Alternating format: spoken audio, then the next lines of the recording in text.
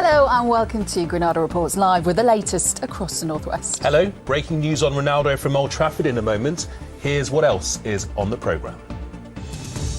2-year-old Awab died because of the mould in his flat.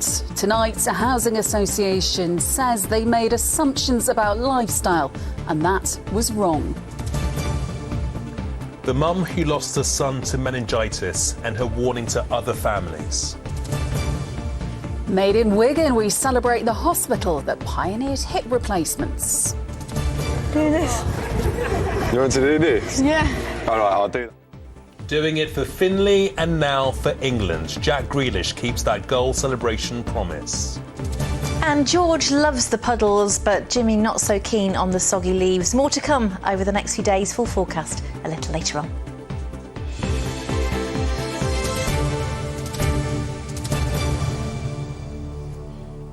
Yeah, well, we start tonight with some breaking sports news. And in the last hour, Manchester United have confirmed that Cristiano Ronaldo will leave the club with immediate effect. Let's bring in our sports correspondent, David Chisnell, who's in the studio with us this evening. David, how much of a surprise is this? Well, it's not really. We knew that Manchester United were looking into what actions they could take after Ronaldo made a number of stinging criticisms towards the manager, towards senior figures at the club, and also towards his teammates. Among his many revelations, he said that he felt betrayed by the club. He also said that he had no respect for the manager, Erik ten Hag. It's all come to a head tonight. Manchester United in the last hour have released a statement saying that the player is to leave by mutual agreement with immediate effect. They've thanked him for his contribution towards United during his 2 spells with the club. Well, Ronaldo has also had his say this evening as well. He's also released a statement saying, "I love Manchester United and I love the fans. That will never change. However, it feels like the right time for me to seek a new challenge." Well, it would appear that Ronaldo really has got what he wanted when he gave that really explosive interview on television. And fans, Manchester United fans, you would say the majority of them will be pretty glad to see the back of him. Of course, he was a club legend. This, though, and the way that he's departing now will surely tarnish that. He's away with Portugal at the World Cup at the moment, so United fans won't see him back at Old Trafford again. Of course, there's just going to be huge speculation and talk now about where he will go to from now. Watch this space. Mr. Chisnell, thank you very much indeed.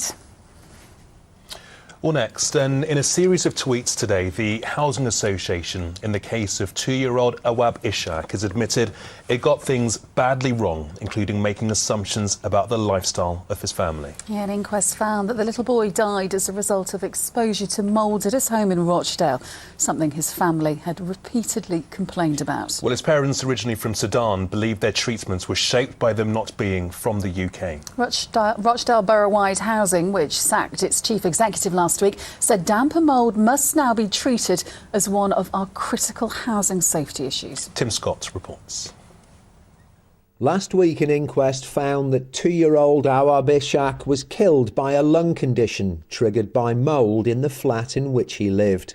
Rochdale Borough-wide Housing was responsible for the upkeep of the property. They failed to act on repeated calls to address the problem. After the inquest, Awab's family, speaking through their solicitor, said their treatment by RBH amounted to racism. We have no doubt at all that we were treated this way because we are not from the country and less aware of how the systems in the UK work.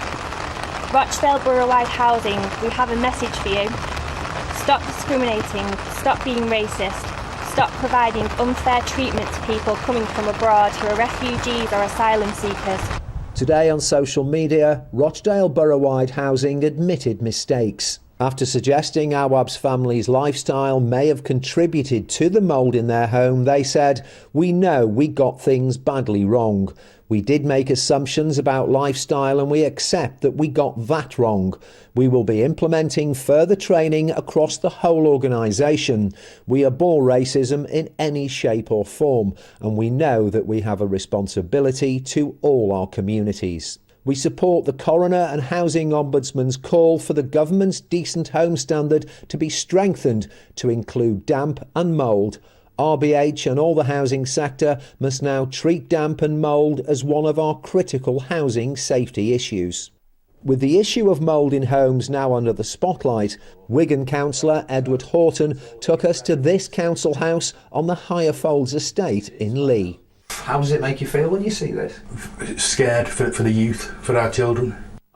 We saw mould in the bathroom, on the windows and on the door frame downstairs. And what happens when the residents complain about this? Well, formally, a request goes in, housing come out, inspect, and then get the repair sorted. That system is working, apart from nothing of any value is being done. So what people come out, work is done, but it doesn't solve the problem, is that what you're saying? Exactly, yes. In a second house a few hundred yards away, there was more of the same. The tenant in this property has only been here for 4 weeks. They were moved here because of a mould problem in their previous property. We've had a quick look round. We've seen some mould spots on the ceiling and walls upstairs, condensation on the windows, and here in the kitchen, a cupboard full of shoes.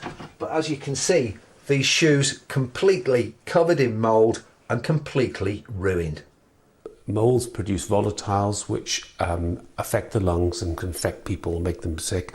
And in large quantities you get mycotoxins and allergens produced, so asthma can be much worse. And you can get a general illness associated with mycotoxin ingestion as well, and inhalation.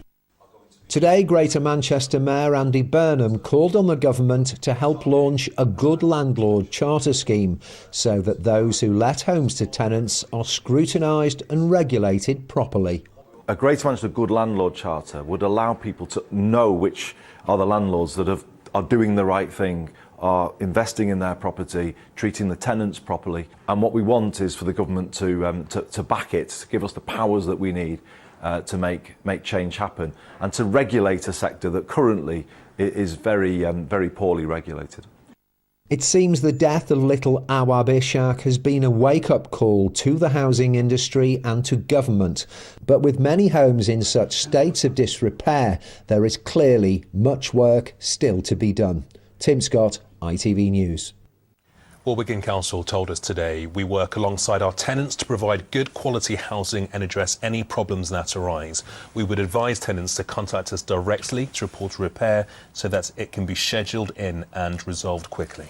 And we've been asking for an interview with Rochdale Borough-wide Housing, but have had no response. And if you've had any experience with mould in social housing, please do get in touch with us. The usual email address, granada.reports@itv.com. OK, well, on to now the heartbroken mum who's pleading with students to protect themselves against meningitis after losing her son to the disease. Yes, a Manchester University student, Tegan Segru, died after collapsing in his Halser residence in Fallowfield in 2014. The 19-year-old thought his symptoms were a hangover. Yeah, his mum, Elsa's now calling on students to get vaccinated against the illness. She says it's a simple jab which could save lives. Zoe Muldoon has the story. We had no warning from being him happy and settled to him not being here. It's just, you can't fathom it. It's still now, even 8 years, it's so difficult to comprehend. Manchester University student Tegan Segru was just 19 when he died of meningitis. The talented linguist chose to study Russian, and his tutors had high hopes for his success. But when Tegan became ill in the first few weeks, he put it down to so-called freshers' flu. He just sounded really tired on the phone, and unbeknown to us, he had become ill. Not long after that phone call, he'd gone back to bed, he'd got out of his bed, and he collapsed in the hallway of his residence. And that's where he was found by one of his friends. It was like a bomb had gone off in your life, because you think, I can't believe this. He was well, he was happy, he was here not long ago, he was out. Meningitis is most commonly associated with babies, but university students are also at high risk of infection because of mixing with large groups of people from across the country and overseas. On average, 14% of 18-year-olds in the Northwest don't have the vaccine. That's why a campaign's been launched to get more young people jabbed before they head off to uni, and to help friends and family recognise any potential symptoms. It will be fever, headache, vomiting and sleepiness or drowsiness to begin with, but there are some specific symptoms that might suggest it might be meningitis. So these symptoms would be things like a stiff neck, photophobia, which means bright lights actually really start to hurt them and it's very uncomfortable. Ailsa and her family are now preparing for another Christmas without Tegan, but she says raising awareness of meningitis is her way of paying tribute to her son. I've sort of rationalised that I can't physically do anything for him now, but this is my way of doing something for him in his name. But I know that if he was here, he would tell me, yeah, you've got to get the message out. It's hoped that by sharing Tegan's story, those preparing for university will become aware of symptoms of meningitis and add vaccinations to their to-do list before moving away. Zoe Muldoon, ITV News. Yeah, such a brave lady, absolutely heartbreaking story. In other news today, and the trial on rape charges of the Manchester City footballer Benjamin Mendy is into its closing stages. Yeah, the judge is summing up the case at Chester Crown Court where Mendy denies all of the charges against him. Let's bring in our correspondent Rob Smith, who's been at the hearing today. And Rob, what was heard today?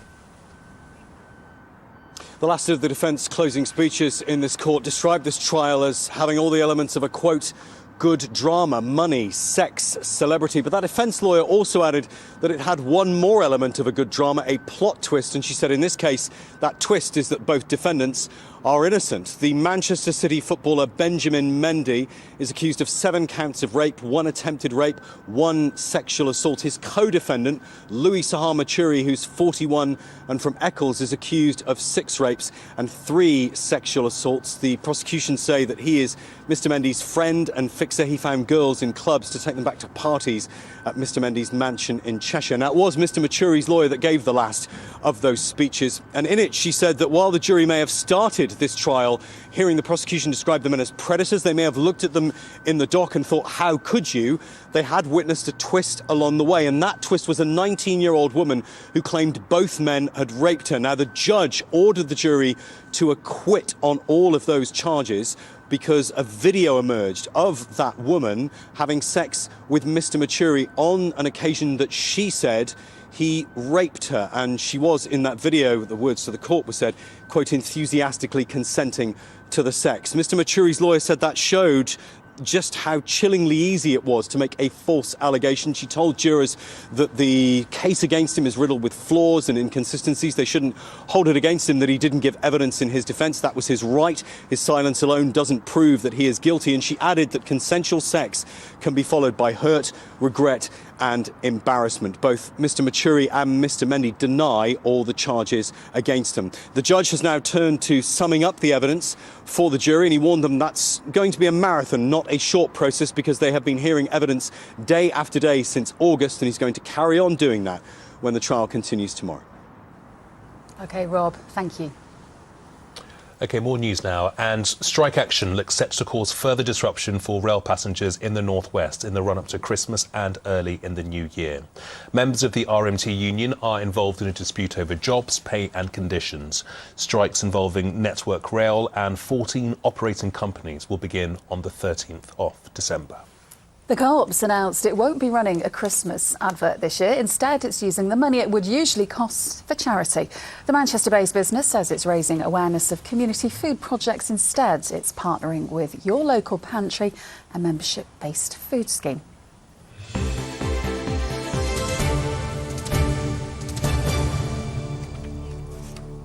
Well, next, it's now 60 years, would you believe, since groundbreaking medical research led to a new way to carry out hip replacements. And it was discovered right here in the northwest. The consultant, John Charnley, was based at Wrightington Hospital in Wigan when he found the game-changing procedure. Well, it led to surgeons travelling from all over the world to be trained at the hospital, as Jennifer Buck reports.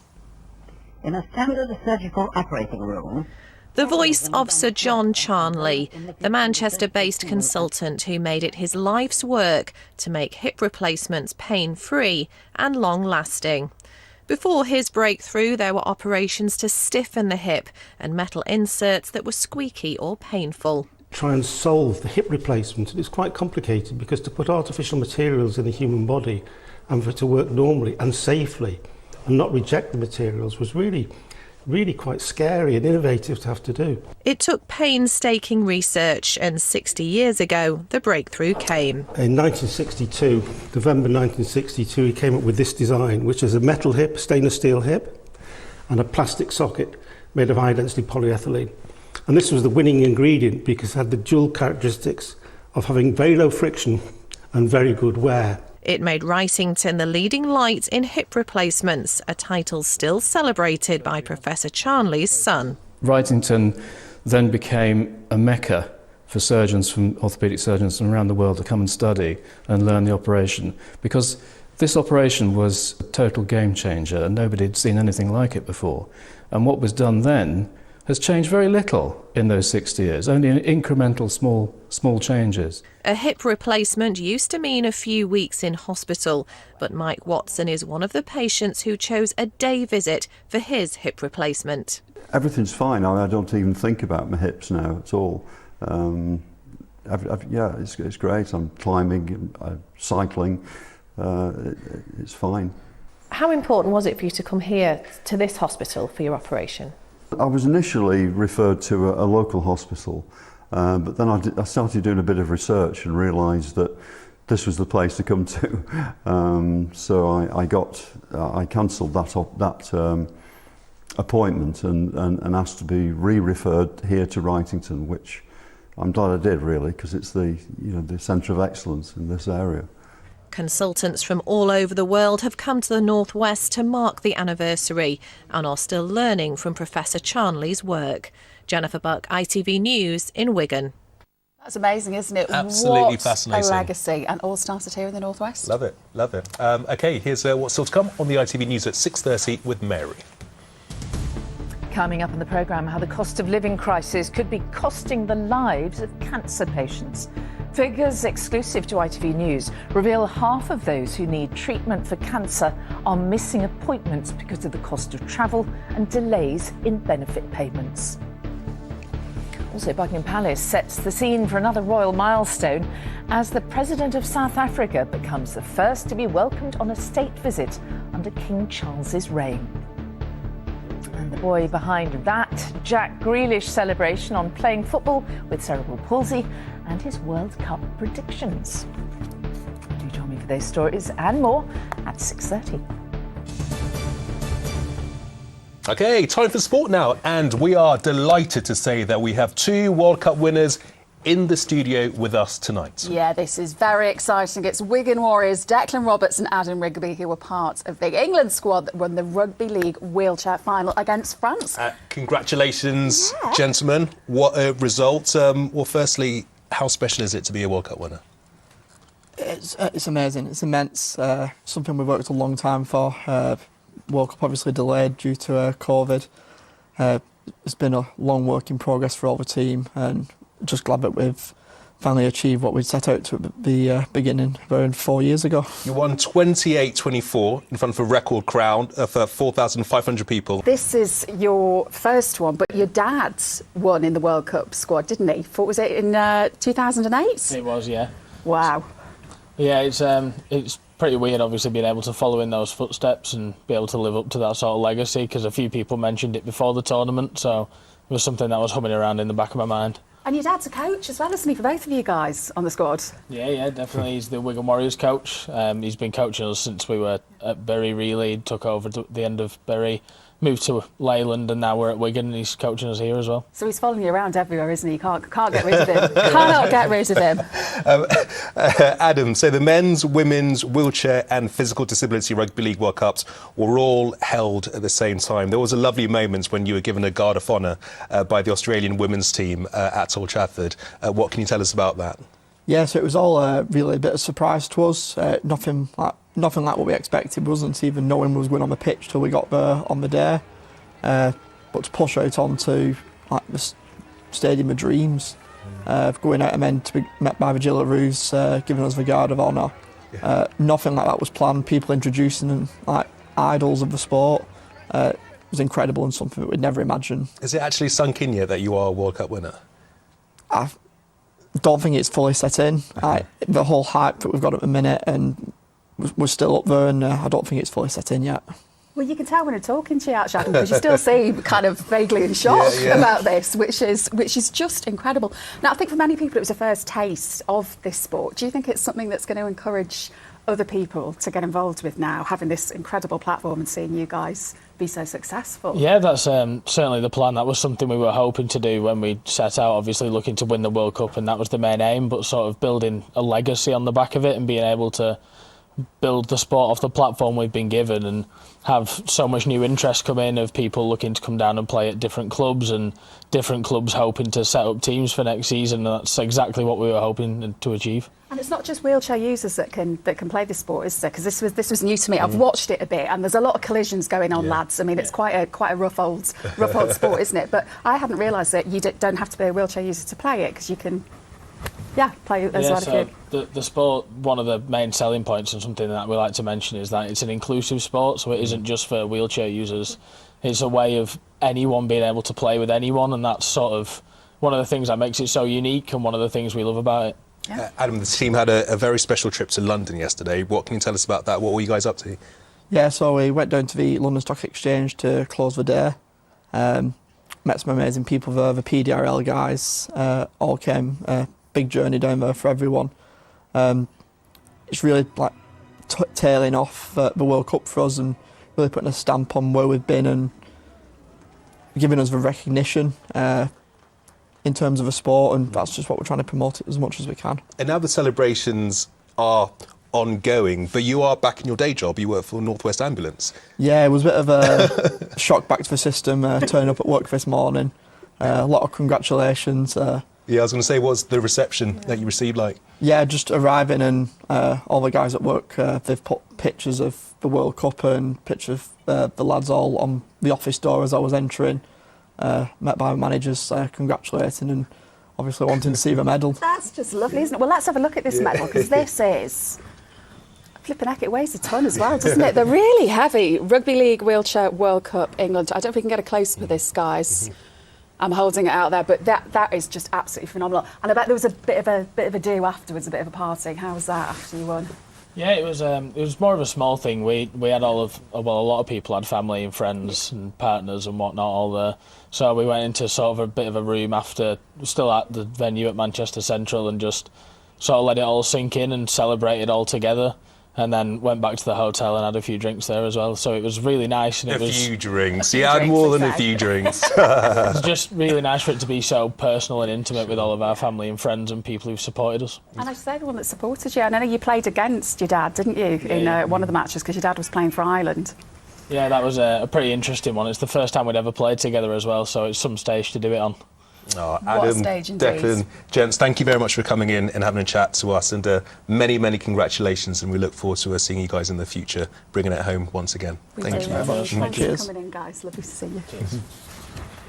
OK, now to a moment that most young football fans could only dream of. Yeah, imagine your favourite player scoring for England in the World Cup and then dedicating their goal celebration to you. Well, that's exactly what happened to 12-year-old Manchester City fan Finley Fisher when his hero Jack Grealish scored against Iran. Now, Finley, who has cerebral palsy, has named the celebration the Finley, as Chris Hall now reports.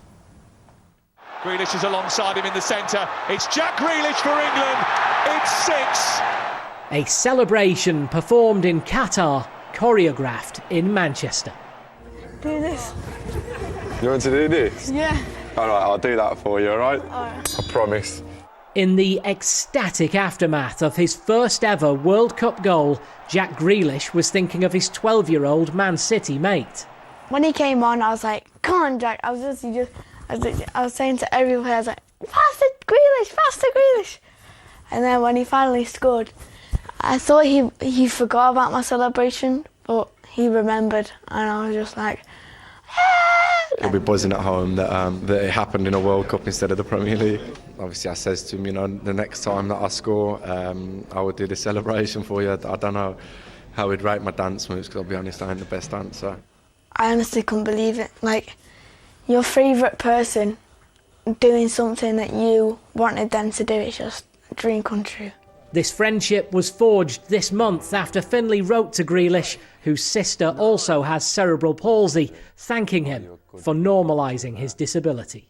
I wish there were more people in the world just like you who treat people with disabilities the same as anyone else. He's very inspirational to me because he just knows what it's like to live with people with cerebral palsy. So I can get along with him, and he knows like the struggles. So I really want people to know about like cerebral palsy and to raise awareness. The last 24 hours have transformed Finley from school kid to celebrity. Will you do the worm for us? Absolutely superb. And Cheryl, did I... It's coming home! But Finley nearly missed this magic movement. Stuck in hospital after hurting his leg, he got home just moments before a game, which even had his dad, a Manchester United fan, cheering the City star. You were jumping around. I was jumping around, yeah. I've never seen you jump. Even my around dodgy so knees much. carried me around, didn't they? It's crazy. I was jumping around the living room. It was unbelievable, you know, to actually see him do it as well. You know, England had a great game. To score the 6 was icing on the cake, and to do that celebration was even better. It just shows how much he cares. You know, a lot of people can do things just for show, but he actually means it. I just want to say thank you for everything you have done, and you've made my dreams come true. So thank you. With the help of his friend Jack, Finley has created England's favourite playground celebration, and with it, perhaps used this controversial World Cup to shine a positive light on disability. My name is Finley, and this is how to do my celebration. Chris Hall, ITV News. Now you try. Yes! Yes, Finley! Go, go, it's go! infectious. Here's Kerry.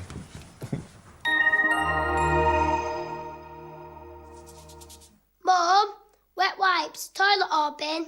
Bin. Why? United Utilities sponsors ITV Granada weather. Hello, very good evening to you. Struggling with cloud amounts today, a little in the way of brightness, a few brighter spells coming through during the second half of the day, but still looking very pretty for late autumn. Of course, those rivers in full flow, and there will be some more rain on the way over the next few days. We've got low pressure in charge, basically giving us spells of rain like tomorrow morning, and again as we head into the second half of Thursday, another low pressure system giving us a spell of wet and windy weather. Brief respite towards the end of the week on Friday, probably our driest and brightest of days, with lighter winds, but lo and behold, waiting in the west, another low pressure system that will house thicker cloud amounts, outbreaks of rain and stronger winds towards the weekend. So still the risk of a few showery outbreaks, particularly for the Isle of Man and into parts of Cumbria overnight tonight. But elsewhere, drier, clearer, colder for the bulk of the night. Temperatures taking a bit of a tumble and some low cloud developing. But towards dawn, this system starting to approach from the southwest, so going downhill as we head into Wednesday. There are sun times for tomorrow, 7:51 and 4:02. So we look to the southwest for thicker, higher cloud, outbreaks of rain pushing north and eastwards quite quickly during the morning. That will certainly eliminate any low cloud into the afternoon, so we're expecting some sunny spells, but with our sunshine, also some blustery showers. The winds throughout tomorrow will be strong and gusty, particularly over the Pennines, 20 to 30 miles an hour, and maybe in excess of that out in the west towards the Isle of Man. As we head through into Thursday, we are expecting a rash of showers tomorrow night, followed by another system coming through. Either side, sunshine and showers. Friday looks good, colder by night under clearer skies, but more unsettled weather for the weekend. Cleaned up well. United Utilities sponsors ITV Granada weather.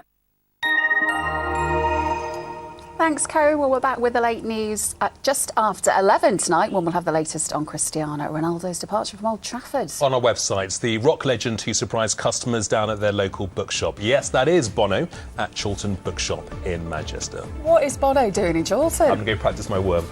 We'll see you later. Good Bye. night.